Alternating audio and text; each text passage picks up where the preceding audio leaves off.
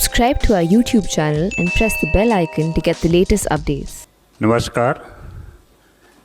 जैसे कि आपको मालूम है, आज फिर दोबारा कैबिनेट की मीटिंग हुई थी और कई महत्वपूर्ण डिसीजन लिए गए। हमारे साथ हैं minister of agriculture and farmers welfare Shri Narendra Singh Tomar ji, minister of information and broadcasting Shri Prakash Javadekar ji, Shri Sanjay Agrawal ji agriculture secretary. तो मैं रिक्वेस्ट करता हूं मंत्री जी से कि आज के महत्वपूर्ण विषयों के बारे में ब्रीफ करें सर। प्रधानमंत्री नरेंद्र मोदी जी की अध्यक्षता में आज मंत्रिमंडल की बैठक हुई और कृषि के बारे में 3 और अन्य 3 निर्णय लिए गए। कृषि के बारे में ऐतिहासिक फैसले हुए हैं। किसान की 50 साल से जो मांगे थी वो आज पूरी हो रही है। पहला अत्यावश्यक कानून इसेंशियल कमोडिटीज एक्ट, अत्यावश्यक वस्तु कानून, उसमें किसान हितैषी सुधार किए गए हैं। ये कानून कब बना था? बहुत पहले बना था, जब देश में किल्लत होती थी। आज कोई किल्लत नहीं है कृषि उत्पादन की, बहुतायत है।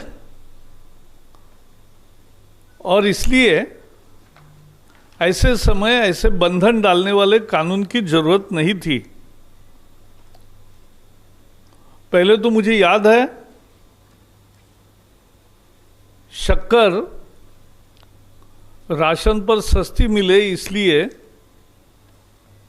किसान के शक्कर पर भी लेवी होती थी। अभी भी कुछ कानून के प्रोविजंस ऐसे हैं कि जब कीमतें बढ़ती है तो तुरंत बंधन आते हैं खेती किसान पर,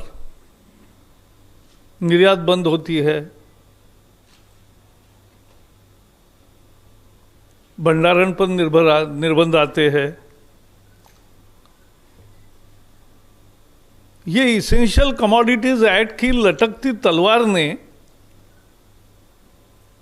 निवेश को रोका। ना स्टोरेज बढ़ा, ना निर्यात बढ़ी, ना प्रक्रिया उद्योग बढ़े, ना निवेश आया। आज इस लटकते तलवार को खत्म किया है और इसका परिणाम होगा कि किसान को अच्छी कीमत मिलेगी। अनाज, तेल, तिलहन, दाल, प्याज, आलू, ऐसी वस्तुएं इसेंशियल कमोडिटीज एक्ट से बाहर कर दिए गए हैं। अब किसान को तय प्लान के अनुसार वो निर्यात कर सकता है, भंडारण कर सकता है। ये सब सहूलतें उसको मिलेगी। और केवल जब बहुत ही विशेष आपदा होगी, कोई प्राकृतिक आपदा आई या अत्यधिक महंगाई हो गई या कोई युद्ध हो गया, इस तरह का कोई कारण है बड़ा, तो ही ये बंधन फिर लग सकते, नहीं तो लगाने की जरूरत नहीं है। और इसलिए किसानों की ये मांग 50 साल से थी, जो आज तक पूरी नहीं हुई थी, आज ये पूरी हुई है। निश्चित किसान इसका स्वागत कर रहे हैं। बाकी 2 निर्णय है जिसकी जानकारी तोमर जी देंगे, मैं केवल एक शब्द में उसका उल्लेख करूंगा।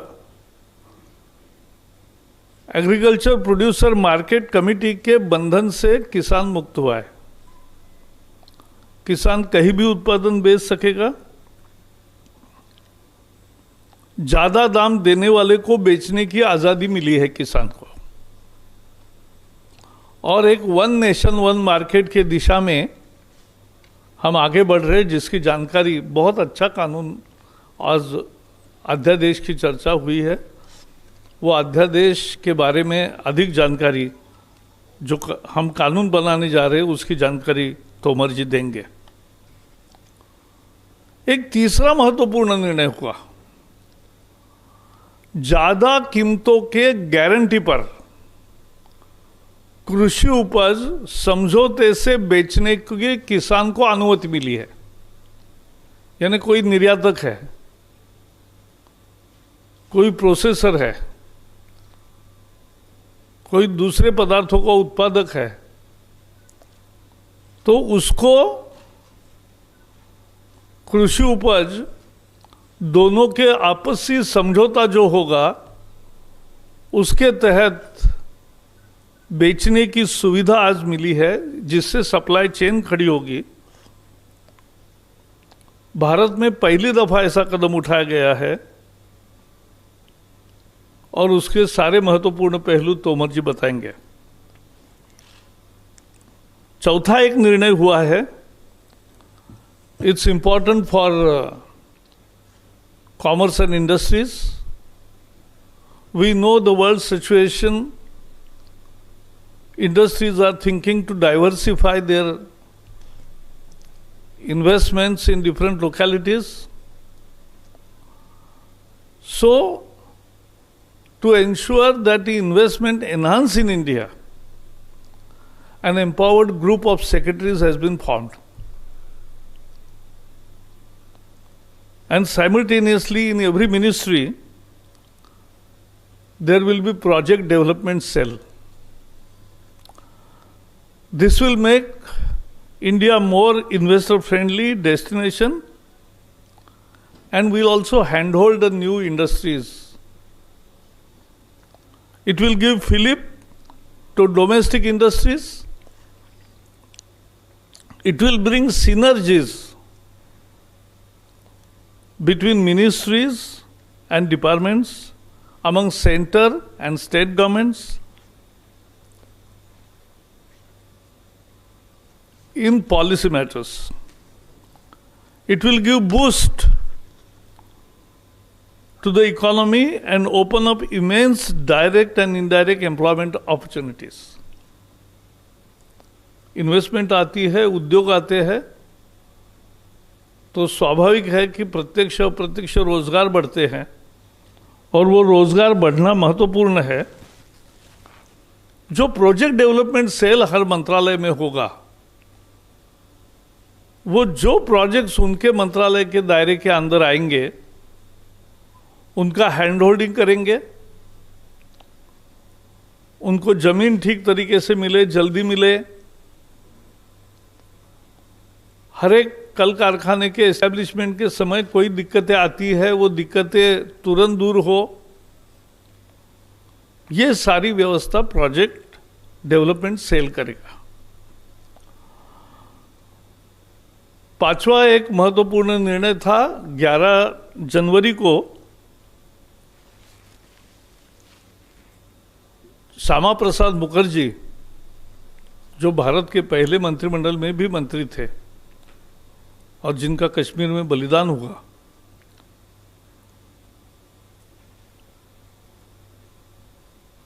कोलकाता पोर्ट को श्यामा प्रसाद मुखर्जी का नाम देने का फैसला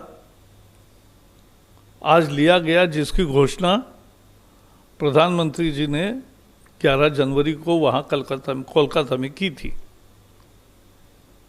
सो today we have renamed the Kolkata port as Kolkata Shyama Prasad Mukherjee port.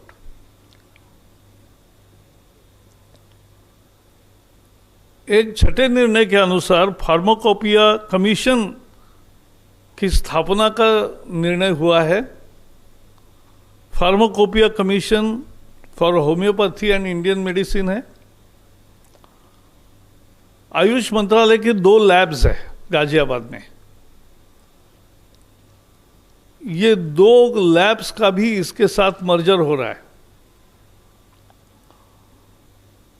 और इससे this will ensure optimum utilisation of infrastructure, financial resources, human resources, and it will ensure standardization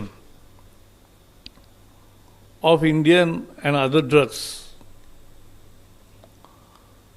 So the consequential changes which were required in drug and cosmetic rules, we have today decided to make necessary changes in the rules also. तो आज की बैठक में किसानों के लिए 3 बड़े निर्णय हुए और उसके साथ साथ इन्वेस्टमेंट देश में आए इसके लिए भी निर्णय हुआ और कोलकाता एयरपोर्ट का नाम और उसके साथ साथ फार्माकोपिया कमीशन, ये भी 2 महत्वपूर्ण निर्णय हुए। तो इसमें आत्मनिर्भर पैकेज की भी जो घोषणाओं को आकार देने का काम किया है और कुछ उसके बाहर के भी है। अंत में इतना ही कहूँगा कि मोदी सरकार ने किसानों का हमेशा पक्ष लिया है, चाहे वो पीएम किसान हो 6,000 रुपये भेजने वाला, या नीम कोटेड खाद हो, या सॉइल हेल्थ कार्ड हो, या ज़्यादा क्रेडिट हो, या किसानों के लिए अनेक सुविधाएं तैयार की है। तो इसलिए ये किसान हितैषी सरकार है। मैं अब तोमर जी को दरख्वास्त करूंगा कि जो 2 महत्वपूर्ण उनके विभाग के निर्णय हुए हैं उसकी वो जानकारी देंगे।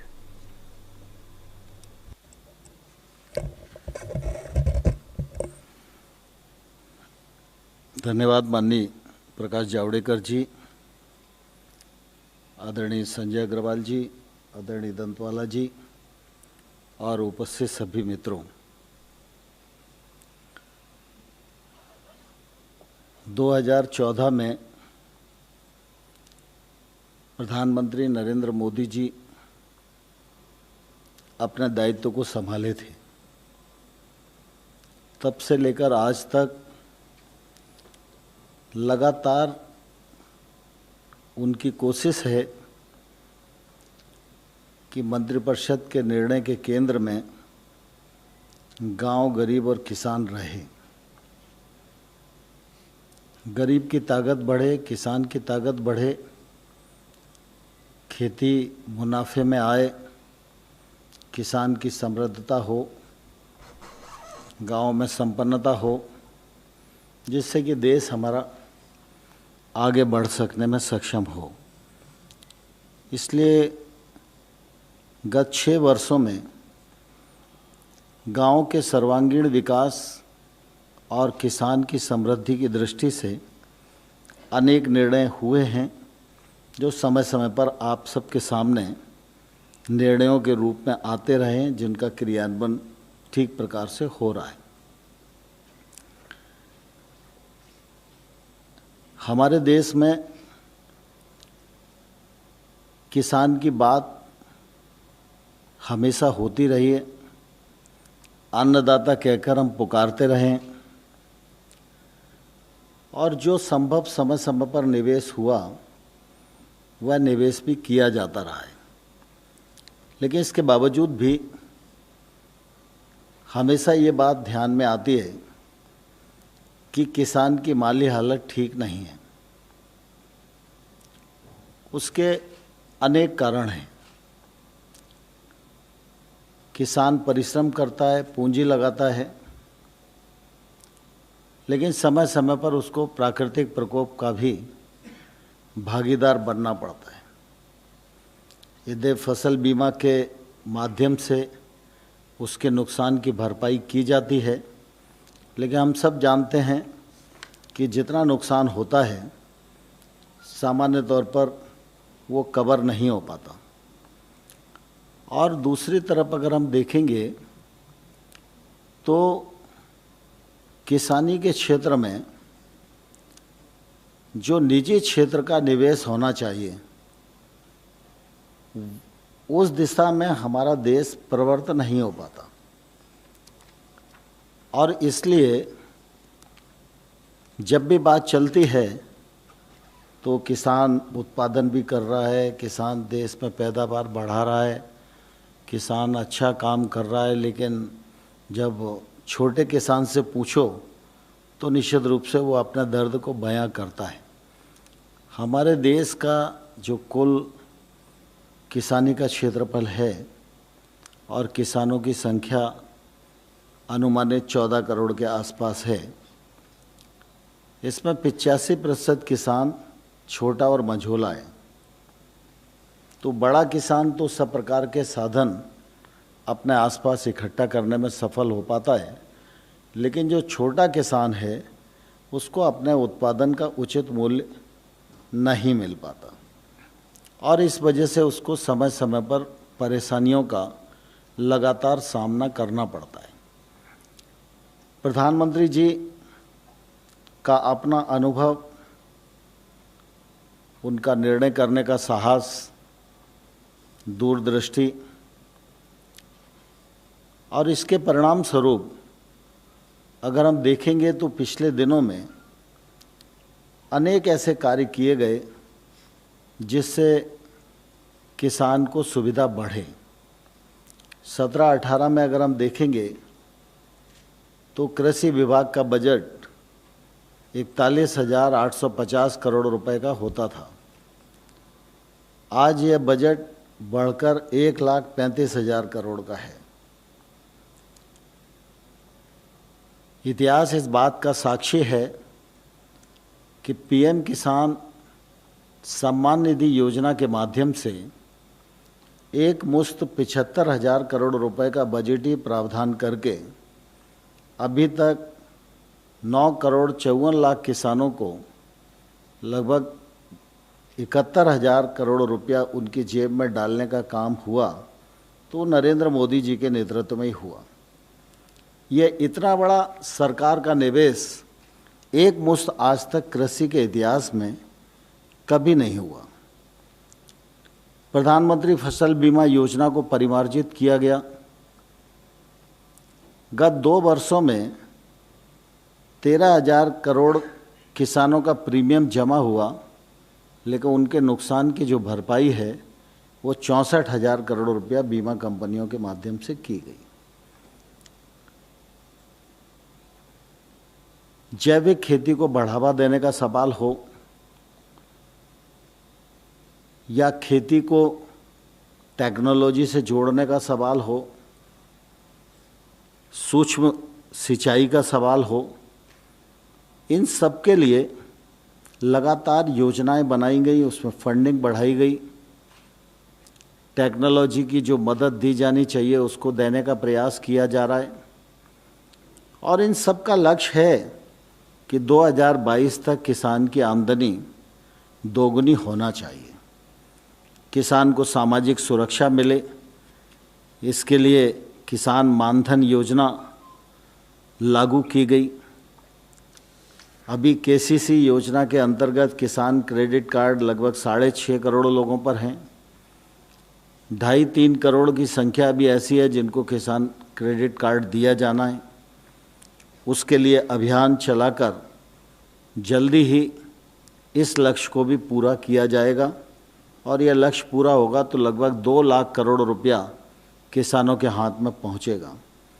अभी केसीसी के माध्यम से 4 लाख करोड़ रुपया ऋण किसानों के पास है। पिछले दिनों आपको ध्यान होएगा कि हम लोग अभी पिछले दिन जब प्रेस कॉन्फ्रेंस की थी तो 31 मार्च की जगह ब्याज सब्सिडी की डेट को 31 अगस्त किया गया। इसका भी फ़ायदा किसानों को मिलने वाला है।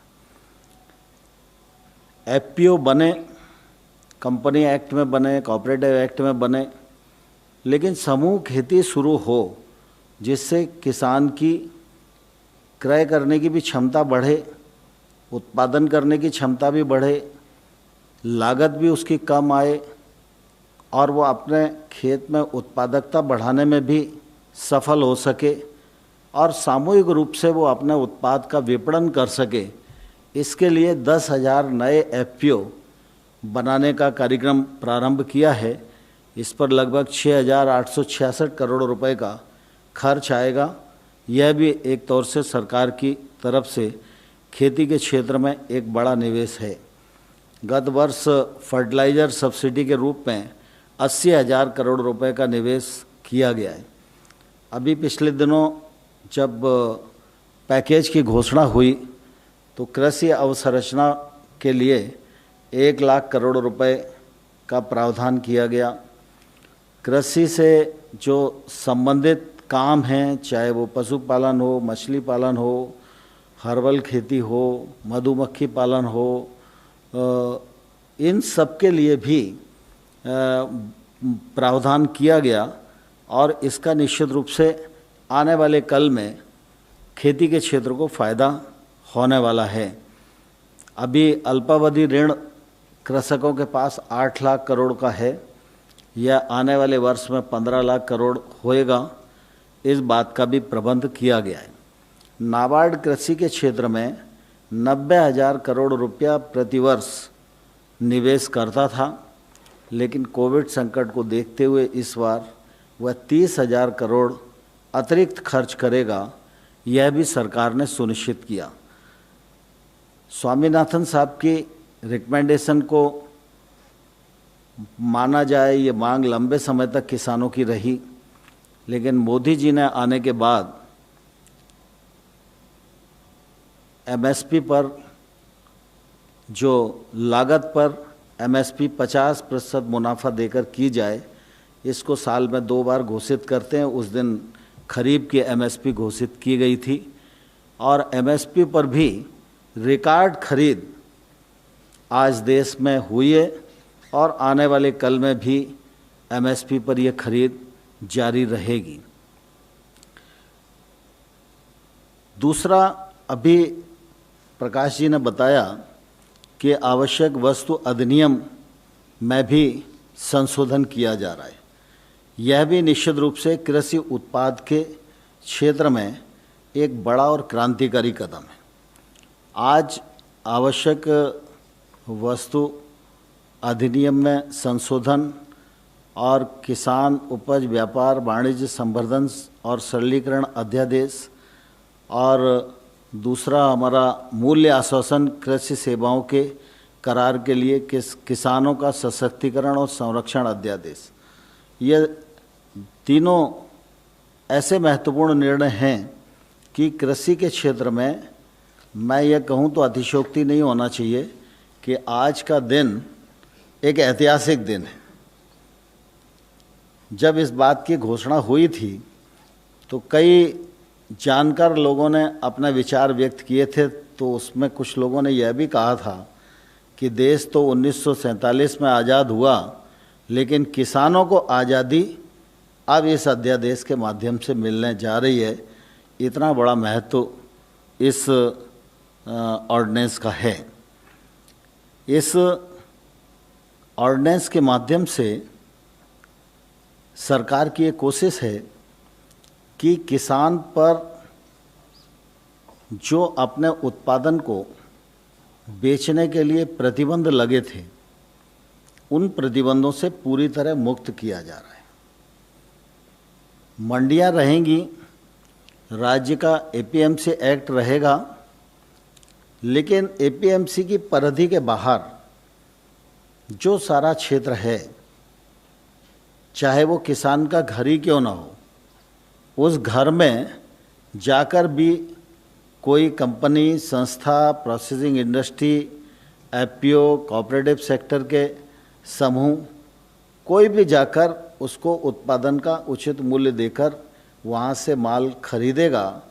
मंडी की परिधि के बाहर पूरा ट्रेड एरिया होगा जहाँ पर ट्रेड हो सकती है और इस खरीद और बिक्री पर किसी भी प्रकार का कोई टैक्स किसी सरकार का नहीं होगा, कानूनी बंधन किसी भी प्रकार का नहीं होगा।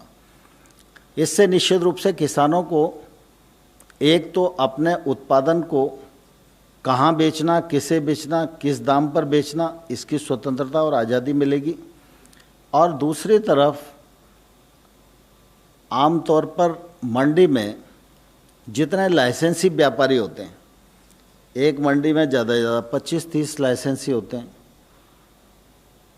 जब ये खुलाव आ जाएगा तो इसमें कीमतों की प्रतिस्पर्धा में 30 की जगह 300 लोग आएंगे और जितनी प्रतिस्पर्धा बढ़ेगी वह निश्चित रूप से किसान के लिए फायदेमंद होगी। इस में यह भी प्रावधान किया गया है कि बहुत सारी कानूनी अड़चनें न हों, किसी प्रकार का इंस्पेक्टर राज ना आए, क्योंकि मंडी से बाहर निकलेंगे प्रतिबंधों से, फिर कोई दूसरा इंस्पेक्टर आ गया तो इससे भी बचाव रखा गया। इसलिए किसी के पास अगर पैन कार्ड है तो वह भी व्यक्ति खरीद कर सकता है, एफपीओ खरीद कर सकते हैं, कोऑपरेटिव सेक्टर के पैक्स वगैरह भी खरीद कर सकती हैं, लेकिन पैन कार्ड अगर होगा तो निश्चित रूप से वो लोग खरीद कर सकते हैं। दूसरा, कोई भी व्यक्ति ई प्लेटफॉर्म बना सकता है। ये ई प्लेटफॉर्म जो है बनाने के लिए कोई भी व्यक्ति स्वतंत्र है, लेकिन उसके नियम केंद्र सरकार बनाएगी और उसका हिसाब किताब भी केंद्र सरकार रखेगी। और अगर कोई इलेक्ट्रिक प्लेटफॉर्म किसी भी प्रकार की धोखाधड़ी और गड़बड़ करेगा तो उसको सुनवाई करना और उसको दंडित करना, उसको ट्रेड से बाहर करना, ये निर्णय निश्चित रूप से केंद्र सरकार करेगी। कृषि उत्पादों के इस प्रकार के व्यवसाय पर कोई भी शुल्क दे नहीं होगा। यदि ट्रेडर और किसान के बीच में कोई विवाद की स्थिति बनती है, सामान्य तौर पर हम लोगों ने ये प्रावधान किया है कि किसान को हाल के हाल पेमेंट किया जाएगा, लेकिन अगर किसी स्थान पर प्रक्रिया में कोई देर लगने वाली है, जैसे मान लो उसने चेक दिया और आज शुक्रवार का दिन है तो शनिवार और रविवार बैंक बंद रहेगी तो उसका पेमेंट सोमवार को ही मिलेगा, तो ऐसी परिस्थिति हमने कहा है कि तत्काल अथवा 3 दिन, और 3 दिन में उसको भुगतान करना ही होगा। लेकिन जिस समय उत्पाद की डिलीवरी होगी तो खरीदार व्यक्ति को उसको रसीद देना पड़ेगी कि आपका इस ग्रेड का इतना माल मैंने प्राप्त किया, इसका इतना रुपया बनता है, यह आपको परसों दिया जाएगा। ये रसीद उसको हाल के हाल देना होगी। यदि कोई विवाद की स्थिति बाय द वे बनेगी तो ऐसी स्थिति में हम लोगों ने इसको न्यायालय से बाहर रखा है। पहली जो शिकायत है वो एसडीएम के पास जाएगी। एसडीएम सुलह कराने के लिए कुछ लोगों को नियुक्त करेगा। अगर सुलह नहीं होगी तो एसडीएम सुनवाई करेगा, 30 दिन के भीतर उसे निर्णय करना पड़ेगा। और अगर एसडीएम के निर्णय से संतोष नहीं है तो कलेक्टर के पास अपील हो सकेगी और कलेक्टर उसमें सुनवाई करेगा और निर्णय देगा। इस प्रकार से किसान को निश्चित रूप से इस मामले में पूरी सुरक्षा देने का काम हम लोगों ने किया है। इससे किसानों को कृषि उत्पाद के विक्रय में स्वतंत्रता मिलेगी, लाइसेंस राज्य से किसान मुक्त हो जाएंगे, इलेक्ट्रॉनिक व्यापार के लिए सुविधाजनक ढांचा मिलेगा, विपणन में जो लागत आती है, किसान को ट्रांसपोर्टेशन इधर से उधर करना पड़ता है, उसकी लागत कम होगी तो उसकी आय में वृद्धि होगी। किसान अपना उत्पाद मंडी में ले जाने की बाध्यता से मुक्त हो सकेगा, सप्लाई चेन मजबूत होगी, कृषि के क्षेत्र में निवेश बढ़ेगा और एक देश एक मार्केट जैसा प्रकाश जी ने कहा, यह सुनिश्चित करने में यह अध्यादेश निश्चित रूप से अपनी सार्थक भूमिका का निर्वहन करेगा। विभिन्न राज्यों के विभिन्न नियम कानूनों के कारण अंतर्राष्ट्रीय कृषि उत्पादों का व्यापार में जो बहुत बाधाएं हैं, वे सब बाधाएं इस अध्यादेश के बाद ख़त्म हो जाएंगी और यह किसान के लिए एक तौर से बड़ा काम हो जाएगा। इससे किसान की सामर्थ्य बढ़ेगी, उसका उचित मूल्य उसको प्राप्त हो सकेगा। और मैं समझता हूँ कि काफ़ी पहले इसकी आवश्यकता जो किसानी के क्षेत्र को जानते हैं वो महसूस करते रहें। सरकारों के सामने भी ये विषय रहा है। पिछले बार मॉडल एक्ट के माध्यम से भी रिफॉर्म करने की कोशिश की गई, लेकिन वो नहीं हो पाया। और इसलिए ये अध्यादेश लाने का इस समय उपयुक्त समय इसलिए लगा कि कोविड-19 के दौरान जो कठिनाइयाँ आईं, किसानों को भी आईं। अगर यह अध्यादेश अस्तित्व में होता तो किसान के घर से ही खरीद हो सकती थी।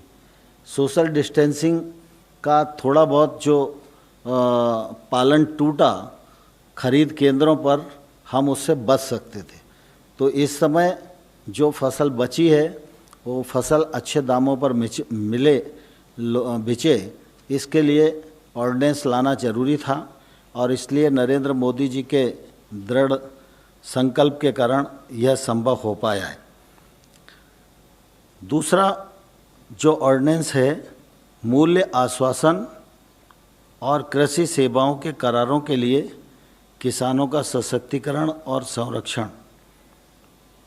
माननीय प्रकाश जी ने आप सबके सामने संक्षिप्त में विषय रखा ही है, लेकिन प्रमुख रूप से हम सब इस बात को जानते हैं कि जो छोटा किसान है उस पर तकनीक का भी अभाव है, जानकारी का भी अभाव है और पूंजी का भी अभाव है। उसकी भूमि इस बात की इजाज़त देती है कि वो अच्छी गुणवत्ता और समृद्ध मानकों के अनुरूप अपने खेत में उत्पादन करे, लेकिन साधनों के अभाव में और उसका उत्पादन उचित मूल्य पर बेचेगा या नहीं बेचेगा, इस शंका के कारण कई बार वो ऐसा नहीं कर पाता। इससे क्लाइमेट चेंज की परिस्थिति में और जल को बचाने की दृष्टि से भी एक विषय पूरे देश में चर्चा में है, फसलों का डाइवर्सिफिकेशन। वो डाइवर्सिफिकेशन भी इसलिए नहीं हो पाता कि किसान को लगता है कि मैं गेहूं के रकबे से फल पर जाऊं और मैं अगर फलों का अच्छा उत्पादन करूं फिर मेरा फल को मार्केट कहाँ मिलेगा, और मार्केट अगर के लिए वो आश्वस्त नहीं है तो वो डाइवर्सिफिकेशन की तरफ भी जाने की हिम्मत नहीं कर पाता। और इसलिए इस ऑर्डिनेंस के माध्यम से यह सुनिश्चित हो सकेगा कि कोई भी किसान से कोई भी प्रोसीजर कांटेक्ट करेगा और वो इस बात के लिए किसानों को तैयार करेगा कि आप आसपास के 100 किसानों को तैयार करो और ये 100 किसान मिलके आलू ही पैदा करें, या ये 100 किसान मिलकर फल ही फल पैदा करें, या ये 100 किसान मिलकर इस गुणवत्ता का फलाना जिन्स पैदा करें। मैं इसको पूरा का पूरा उत्पादन होने के बाद खरीदूंगा। अगर किसान को खरीद की गारंटी मिल जाए तो किसान उत्पादन की गुणवत्ता बढ़ा सकता है, उत्पादन के मानक के अनुसार उत्पादन कर सकता है, क्योंकि उसको मूल्य की गारंटी है कि उसको अच्छा मूल्य मिलेगा। ये अभी तक नहीं हो पा रहा था और इसके कारण आज इस बात की आवश्यकता है कि किसान का रकबा कम हो, किसान की लागत कम लगे, किसान का पानी कम लगे और किसान फर्टिलाइज़र का उपयोग कम से कम करे या ऑर्गेनिक की तरफ जाए। यह समय की आवश्यकता है और कम रकबे में और कम लागत में ऐसी फसल पैदा करे जिससे कि उसको उत्पादन का अधिक मूल्य मिले, जिससे कि वो अपनी समृद्धता को बढ़ा सके। यह तभी होगा जब आने वाले कल में उसको अच्छा मूल्य मिलने की गारंटी होगी। यह ऑर्डिनेंस जो है इस बात की इजाज़त किसान को देता है और इस बात की इजाज़त व्यापारी को, कंपनी को, प्रोसेसर कंपनी को और एफपीओ इत्यादि सभी संगठनों को ये देता है। इसमें मुख्य रूप से हम लोगों ने जो प्रावधान किए हैं उन प्रावधानों में किसान की संरक्षा पूरी करने की कोशिश की है। इसमें जो अनुबंध होगा वो अनुबंध के जो मॉडल हैं वो हमारी एग्रीकल्चर मिनिस्ट्री भिन्न भिन्न भाषाओं में, जितनी भाषाएं देश में हैं 20-22, उन भाषाओं में बना के राज्यों को उपलब्ध कराएगी। और उसके प्रकार कई होंगे, जिन्सवार होंगे। कोई पोल्ट्री के लिए कर रहा है तो अलग एग्रीमेंट होगा, कोई गोट्री के लिए कर रहा है तो अलग एग्रीमेंट होगा, डेयरी उत्पाद के लिए कर रहा है तो अलग एग्रीमेंट होगा, फलों के लिए कर रहा है तो अलग एग्रीमेंट होगा। तो ये एग्रीमेंट बनाकर हम उनको उपलब्ध कराएंगे और इस एग्रीमेंट के अंतर्गत पैदा किए गए कृषि उत्पादों के खरीद बिक्री पर राज्य का कोई अधिनियम लागू नहीं होगा। इस पर भी कोई मंडी टैक्स, ये वो इंस्पेक्टर इधर से उधर कोई उसको छेड़ाछाड़ी नहीं करेगा। किसानों को गारंटी युक्त मूल्य मिलेगा जिसका निर्धारण एग्रीमेंट की शर्तों में किया जाएगा। जैसे उदाहरण के लिए एक किसान ने तय किया कि मैं केले का उत्पादक हूँ और मैं आपको 10 रुपये किलो में केला दूंगा। अब दोनों लोगों का एग्रीमेंट हो गया, 10 रुपया मिनिमम प्राइस तय हो गया। तो 10 रुपया देने के लिए वो कंपनी वाला किसान को बाध्य रहेगा, कैसी भी परिस्थिति और कैसी भी प्रतिकूल परिस्थिति रहे। लेकिन ये मिनिमम कीमत होगी, लेकिन फसल जब आएगी तो हो सकता है उसका भाव ज़्यादा हो, और अगर ज़्यादा भाव होगा तो उस ज़्यादा भाव में भी किसान का हिस्सा होगा। अगर प्रतिकूलता होगी तो मिनिमम मूल्य की गारंटी होगी, और अधिक मूल्य बढ़ेगा तो उसका मैकेनिज्म हम तय करके देंगे, और उस बढ़े हुए मूल्य का भी एक भाग किसान को मिलेगा, जिससे कि निश्चित रूप से उसको अपने उत्पादन का पूरा मूल्य मिल सकेगा। इसमें एग्रीमेंट में किसी भी प्रकार से किसान की भूमि प्रभावित नहीं होगी।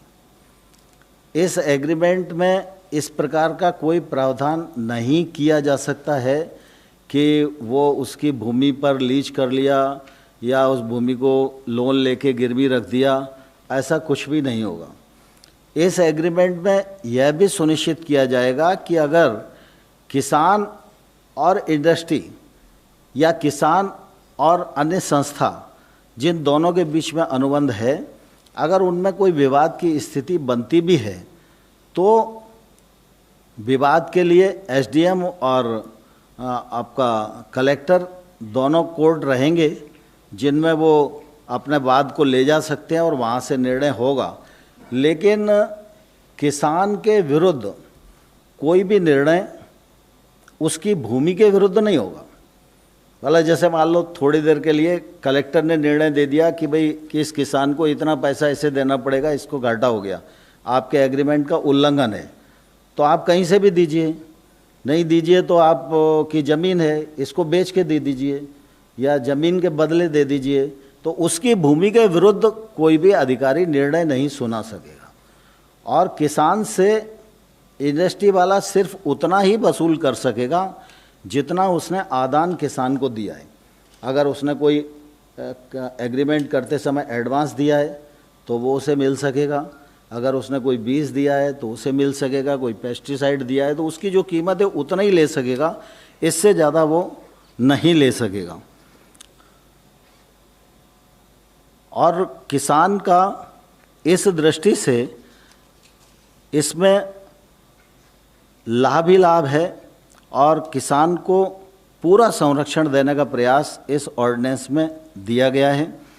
इससे खेती के क्षेत्र में निश्चित रूप से फसलों के विविधीकरण को बढ़ावा मिलेगा, क्योंकि किसान बुआई से पहले ही विपणन का समझौता कर चुका होगा, बिचौलियों का सफाया होगा, किसानों को उत्पाद का सही मूल्य मिलेगा, विपणन की लागत कम होगी, पारदर्शी तरीके से खाद्य प्रसंस्करणकर्ताओं, थोक और बड़े विक्रेताओं, निर्यातकों से किसान सीधा इससे जुड़ पाएगा। सप्लाई चेन मजबूत होगी, निजी निवेश आकर्षित होगा, हमारे यहाँ जो उत्पादन है उसकी गुणवत्ता बढ़ेगी, वैश्विक मानकों को अपनाने के लिए वो इस दिशा में प्रवृत्त हो सकेगा और कृषक उच्च मूल्य वाले कृषि उत्पादों की तरफ आकर्षित होंगे, जिससे निश्चित रूप से उनकी आमदनी बढ़ेगी। कृषि क्षेत्र में ज़मीन की गुणवत्ता युक्त कृषि आदान, वेयर हाउसिंग, कटाई पश्चात मैनेजमेंट, प्रसंस्करण, इन सब चीज़ों में निवेश बढ़ेगा। और जो मैंने पहले बताया कि कृषि क्षेत्र के लिए जो बड़ा पैकेज अभी सरकार ने दिया है, वो सारा पैकेज इस पूरे कृषि क्षेत्र को आगे लाने में निश्चित रूप से बहुत ही कारगर और सार्थक सिद्ध होगा। मैं समझता हूँ कि ये तीनों ऑर्डिनेंस किसानी के क्षेत्र में, कृषि उत्पाद के क्षेत्र में और किसान को आज़ाद करने की दृष्टि से आने वाले कल में मील का पत्थर साबित होंगे। ऐसा मेरा आप सब लोगों के बीच में अपना वक्तव्य है। बहुत धन्यवाद देता हूँ। कोई विषय हो तो पूछ सकते हैं। धन्यवाद सर। एक पहले ऑनलाइन क्वेश्चन ले लेते हैं सर, आपसे है सर। सागर पाटिल डेली पुडारी से है सर उनका सवाल। आज हमारा कृषि का उत्पादों का निर्यात न्यूनतम है, क्या सरकार एग्री एक्सपोर्ट पॉलिसी जिसमें किसानों की भागीदारी होगी उसके बारे में विचार कर रही है? स्वाभाविक रूप से कृषि का उत्पादन बढ़े, उत्पादकता बढ़े, निर्यात बढ़े और हम वैश्विक मानकों के अनुसार अपने उत्पादन को उस प्रतिस्पर्धा में रख सकें, इस दृष्टि से ही इस समग्रता में इस पूरे अध्यादेश को लाया गया है। 59।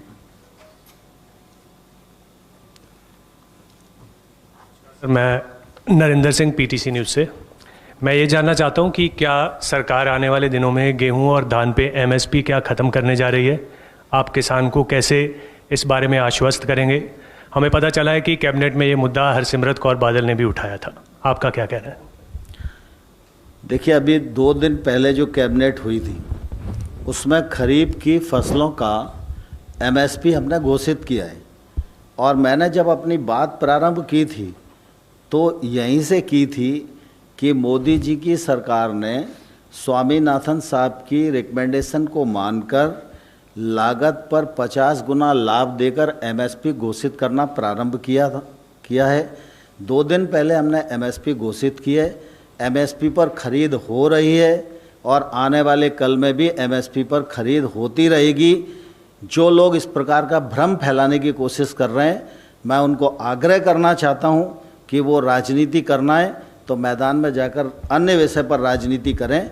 किसान के साथ 70 साल तक अन्याय होता रहा है, आज न्याय होने जा रहा है, इस पर कम से कम राजनीति न करें। 39। सर, ये जो ऑर्डिनेंस लाएंगे एबीएमसी एक्ट में, ये क्या अमेंडमेंट करेंगे उससे या कि टोटली उसको रिप्लेस करेंगे? दूसरी चीज़ जो इसेंशियल कमोडिटीज़ एक्ट के तहत है, क्या विषय में है, क्या उसको स्क्रैप कर रहे हैं टोटली या कि अभी वो कानून रहेगा और उसको आपने डाइल्यूट किया है? इसेंशियल कमोडिटीज एक्ट में से कुछ वस्तुएं बाहर, कुछ फसलें उससे बाहर की है, ये है, यानी सुधार है, वो किसान हितैषी सुधार है। ये दूसरा एपीएमसी एक्ट में सुधार नहीं है, ये नया एक्ट है और ये ट्रेड के लिए है। आई थिंक जस्ट एक सिमिलर क्वेश्चन है। उपज, व्यापार और वाणिज्य संवर्धन और सरलीकरण अध्यादेश 2020। सर, इसी से जुड़ा हुआ एक और ऑनलाइन क्वेश्चन है। एपीएमसी रिफॉर्म्स विल इंश्योर कि फार्मर्स के लिए रिम्यूनरेटिव प्राइसेस जो हैं वो एग्रीकल्चर प्रोड्यूस की मिले हैं उनको सर, लेकिन सिर्फ 10% ही फार्मर्स हैं जिनको की बेनिफिट मिलता है मिनिमम सपोर्ट प्राइस का, तो बाकी लोगों का क्या होगा इसी तरह? देखिए, मैंने पहले ही कहा कि हमारे देश में 85% छोटे किसान हैं और अब ये बात सिद्ध हो गई, क्योंकि पहले किसानों के बारे में ऐसे ऐसे संख्या झूलती रहती थी। कुछ सर्वे जो होते रहते थे उनके आधार पर ही लोग अपना बोलते रहते थे। अभी पीएम किसान योजना लागू हो गई और पीएम किसान योजना जब लागू की तो एक अनुमान सब तरफ से लगाया गया कि 14 साढ़े 14 करोड़ किसान हमारे देश में होंगे और अभी तक एक पूरा साल हो गया, लगभग 72,000 करोड़ रुपया उस योजना के अंतर्गत किसानों पर पहली, दूसरी, तीसरी किस्त के रूप में पहुंचा है। लेकिन अभी 10.5 करोड़ लोग ही पंजीयक हो पाए। तो जितने किसान हैं उनका 85% छोटा किसान है। अब एक किसान अगर 10 क्विंटल गेहूं पैदा करता है तो अपने 10 क्विंटल गेहूं को 50 किलोमीटर ट्रॉली में डाल के ले जाए तो ट्रॉली का खर्चा कितना पड़ेगा? मैं समझता हूं कि उसको आने और जाने का ही इतना खर्चा हो जाएगा कि उससे तो बिना जाए वो वहीं बेच दे तो कम से कम ट्रांसपोर्टेशन के चार्ज से तो बच ही जाएगा। इसलिए ये जो छोटा किसान है, इस छोटे किसान तक व्यापारी भी पहुँचे, प्रोसेसर भी पहुँचे, टेक्नोलॉजी भी पहुँचे, पूंजी भी पहुँचे, इंफ्रास्ट्रक्चर भी पहुँचे। इन सब चीज़ों को ध्यान में रखते हुए और इसका जो उत्पादन है वो उसके घर या उसके करीब से किसी भी खेत से खरीदा जा सके, जिससे कि उसके ट्रांसपोर्टेशन चार्ज में कमी आए और उसकी लॉजिस्टिक जो खर्च है वो बच सके। इसलिए ये छोटे जो किसान हैं उनके लिए सबसे अधिक फ़ायदेमंद होने वाला है। बड़े किसानों के लिए भी फ़ायदेमंद होगा, लेकिन जो छोटा किसान है उसके लिए बहुत ही फ़ायदेमंद होने वाला है। 31। सर, 2 सवाल है मेरा।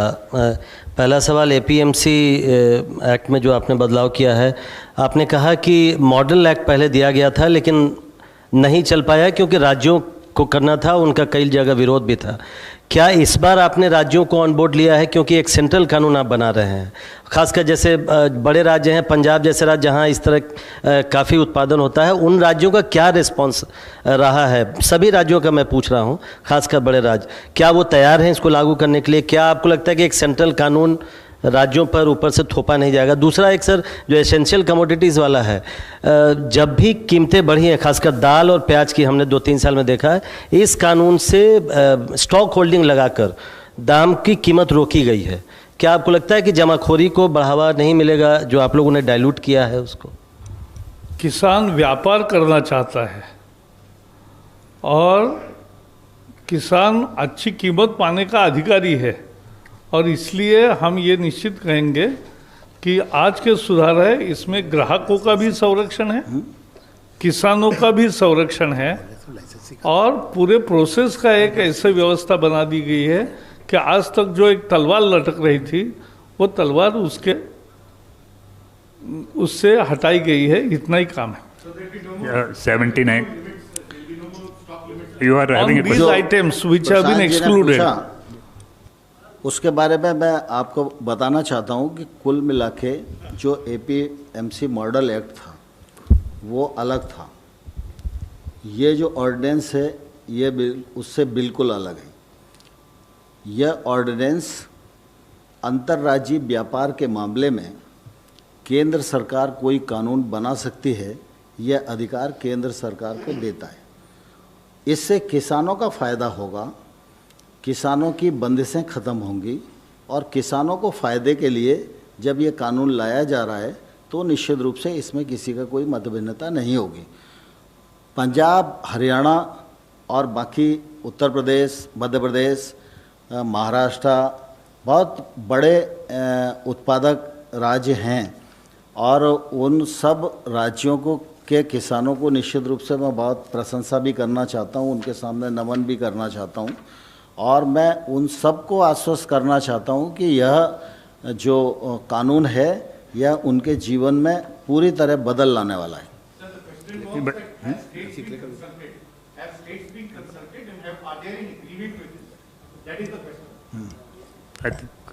जो मॉडल एक्ट 2017 की बात थी वो ये व्यवस्था करता है कि एपीएमसी के अंदर कैसे व्यवसाय होगा और फिजिकल मार्केट के अंदर, और एपीएमसी के बाहर के प्राइवेट डायरेक्ट मार्केट खुलने का व्यवस्था थी। ये अधिनियम मार्केट को नहीं टच करता है स्टेट वालों के लिए, इसके बीच का पूरा जो देश है उसमें व्यापार की छूट देता है। 79 ये ऑर्डिनेंस है, स्टेट के कंसल्टेशन जहाँ तक बात है, सब राज्यों के सचिवों के साथ मई की 21 तारीख को वीडियो कॉन्फ्रेंस से विचार विमर्श किया गया था, उनके अभिमत भी लिया गया था, उनको शेयर भी किया गया था। और ऑर्डिनेंस में लंबी अवधि नहीं होती है, कोविड दिशा में एक शॉर्ट अवधि की जाती है, वो रजामंदी की गई थी। और ये सारा व्यापार उस बीच के एरिया का है जिसमें मॉडल में कोई व्यवस्था नहीं है, और तो किसान को बाजार में ही जाना वो व्यवस्था थी, बाजार उस तक पहुंचे ये व्यवस्था उसकी है, कोई भी पहुंचे पैन कार्ड सरकार की वो व्यवस्था है। नरेंद्र सिंह तोमर जी, एक छोटा सवाल नहीं है, करेक्शन चाहते हैं आपके पास से, क्लेरिफिकेशन सॉरी। आपने कहा कि किसान और खरीदार के बीच में अगर कोई विवाद होता है तो एसडीएम पास जाएगा, और एसडीएम 30 दिन के अंदर बाउंड है, वहाँ नहीं सुलझता है तो डीएम के पास जाएगा। सबसे बड़ी समस्या तो यही है कि कोई किसान कलेक्टर साहब पास कितने दिन तक जाएगा, क्योंकि कलेक्टर के ऑफिस जाना ही किसान के लिए सबसे बड़ी समस्या होती है। वहाँ पर कितने दिन में ये समस्या का समाधान हो जाए, कोई टाइम बाउंड है वहाँ? मैंने आपको इसीलिए कहा कि इसके 3 चरण हैं। पहली बात तो मेरे और आपके बीच में अनुबंध है, तो ये जानबूझकर और सोच समझकर ही होगा, इसलिए इसमें विवाद की गुंजाइश कम है। क्योंकि मैं आपके साथ अनुबंध कर रहा हूँ तो मैं भी फ़ायदे के लिए कर रहा हूँ, और किसान मेरे साथ अनुबंध कर रहा है तो वो किसान अपने फ़ायदे के लिए कर रहा है, तो इसलिए विवाद की गुंजाइश कम है। लेकिन फिर भी इसके 3 चरण हैं। पहले सुलह की कोशिश, उसके बाद अगर ये कोशिश असफल होती है तो एसडीएम का न्यायालय, एसडीएम के न्यायालय में न्याय नहीं मिलता है तो अपील कलेक्टर के यहाँ। जब ये कानूनी प्रावधान हो जाएगा तो वो सुनवाई करेंगे ही, किसान को मिलेंगे ही, ऐसा सोचने का कोई कारण नहीं है। दूसरा मेरा इस मामले में यह आग्रह है कि एसडीएम और कलेक्टर दोनों को 30-30 दिन में निर्णय देना है, ये बाध्यता रहेगी। 13 बनाया गया है, इसको हेड कौन करेगा? एंड सेकेंडली, ये एम्पावर्ड ग्रुप ऑफ सेक्रेटरीज और ये जो पीडीसीज हैं, ये इनका मतलब when will this be implemented? Cabinet secretary इसके चेयरपर्सन रहेंगे, और CEO NITI Aayog, secretary DIPP, secretary commerce, secretary revenue, economic affairs and secretary of the concern department की जिसका प्रपोजल होगा तो वो रहे। 26 सर, एक क्लैरिफिकेशन के लिए, ये जो सेकंड ऑर्डिनेंस की आपने बात किया, ये क्या एपीएमसी एक्ट को एक्चुअली रिप्लेस करता है, या एपीएमसी एक्ट जहाँ पर है ये अलग से कॉन्ट्रैक्ट फार्मिंग के लिए है? एपीएमसी एक्ट राज्य का है और ये सेंट्रल का एक्ट है। एपीएमसी एक्ट रहेगा, एपीएमसी एक्ट जहाँ एपीएमसी घोषित है उस परिधि के भीतर एपीएमसी काम करेगी, और जो उसकी परिधि में नहीं है उस पूरे देश में ये एक्ट काम करेगा। Okay, thank you sir. और सर एक दूसरा सवाल सर, आज there are many questions please sir एक छोटा सा सवाल सर, आज मसूर पे इंपोर्ट ड्यूटी 30% से घटाकर 10% किया गया है, तो कुछ किसान ऑर्गेनाइजेशन का बात है कि फार्मर्स को अच्छे भाव मिल रहा है, तो क्यों किया गया है? मसूर की दर एमएसपी के ऊपर ही चल रही है, तो एमएसपी का न्यूनतम दर मिल रहा है, उसकी उपलब्धता के लिए 30% किया गया। तोमर सर इधर से, उसके बाद भी उसका रेट एमएसपी के ऊपर लागू होता है, इंटरनेशनल बाजार के ऊपर। तोमर सर इधर से, हर साल आप लोग गेहूं की और दोनों रबी और खरीफ की फसलों का आप 50% या जो भी नए दरों से आप अनाउंस करते हैं। बहुत सारे स्टेट है, इसमें बिहार का मैं जिक्र करना चाहूँगा, पैक्स खरीदारी करती है और धान छोड़ के कोई भी फसल नहीं करती। 8 से 9 लाख मेट्रिक टन की प्रोडक्शन है बिहार में एनुअली। आप डाटा बता दीजिए सर बिहार में कि 10,000 क्विंटल भी गेहूं की खरीदारी बिहार सरकार ने की होगी। तो क्या एनडीए रूल्ड सरकार है, आपकी सरकार है, उन किसानों का इस पूरी योजना का, पूरे घोषणा का कोई फायदा मिल पाता या नहीं पाता?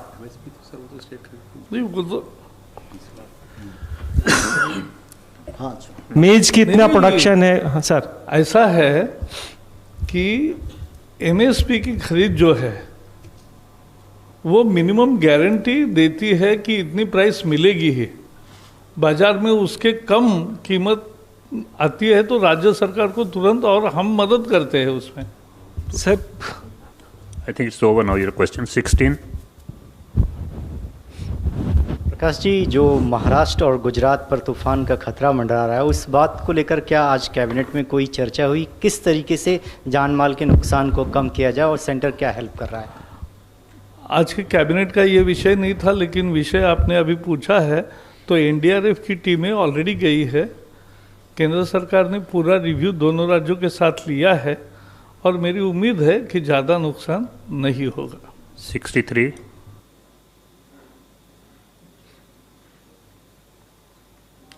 और सर, जिस तरह से आपने एमएसपी पिछली प्रेस कॉन्फ्रेंस में जो आपने किया था तो कैबिनेट में एमएसपी बढ़ाया गया था, इस वक्त भी सर आप ओपन मार्केट कर रहे हैं, साथ ही साथ एक तरह से कहीं ना कहीं कैप भी, जैसा कि प्रशांत सर ने भी पूछा था, कहा था कि कैप हटा दिया गया था, होर्डिंग लोग कर सकते हैं, कहीं ना कहीं इससे इन्फ्लेशन पर भी अगर जो असर होगा उसे कैसे चेक करेंगे? नहीं, इससे मुझे लगता है कोई फर्क नहीं आएगा। इससे किसान का भी फायदा होगा और किसान का खर्चा कम होगा, तो जो कंज्यूमर के पास जब आएगा तो निश्चित रूप से उसको भी चीज़ें सस्ती मिलेंगी। I think that's all. Last. Thank you very much, friends. Thank you, sir. Thank you very much.